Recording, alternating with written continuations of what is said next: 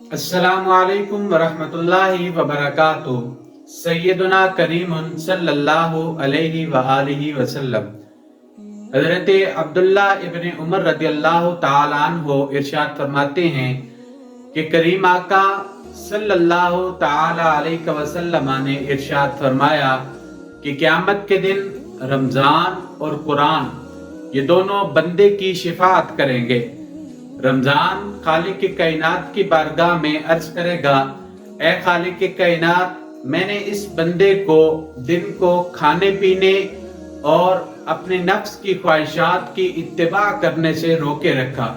خالق کائنات، تو میری شفاعت کو اس کے حق میں قبول فرما اور اسے جنت میں داخلہ عطا فرما۔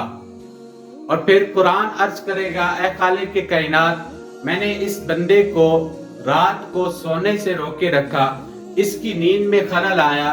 خالق کائنات، تم میری شفاعت کو اس کے حق میں قبول فرما اور اسے جنت میں داخلہ عطا فرما۔ حضور علیہ السلام کے اس فرمان کی روشنی میں ہمیں بھی غور کرنا چاہیے کہ رمضان المبارک کا مقدس مہینہ جب ہمارے پاس آئے تو ہم اس مقدس مہینے کے اندر روزہ ضرور رکھیں، کیونکہ یہ روزہ قیامت کے دن ہماری شفاعت کرے گا۔ جب ہم دن کو خالق کائنات کی رضا کی خاطر کھانے پینے اور اپنے نفس کی خواہشات کی اتباع کرنے سے رکے رہیں گے تو خالق کائنات اس روزے کی سفارش کو ہمارے حق میں قبول فرما کر ہمیں جنت میں ضرور داخلہ عطا فرمائے گا۔ اور قرآن کریم کی قرأت صرف رمضان المبارک میں نہیں کرنی چاہیے، بلکہ دیگر مہینوں میں بھی، بلکہ پورا سال قرآن کریم کی تلاوت کرتے رہنا چاہیے، کیونکہ قرآن ایک ایسی چیز ہے جو خالق کائنات کا کلام ہے، اور قرآن پڑھنے والے کی سفارش قرآن بھی قیامت والے دن کرے گا۔ جب قرآن کی سفارش ہوگی تو خالق کائنات ہمیں قرآن کی سفارش پر ضرور جنت میں داخلہ عطا فرمائے گا۔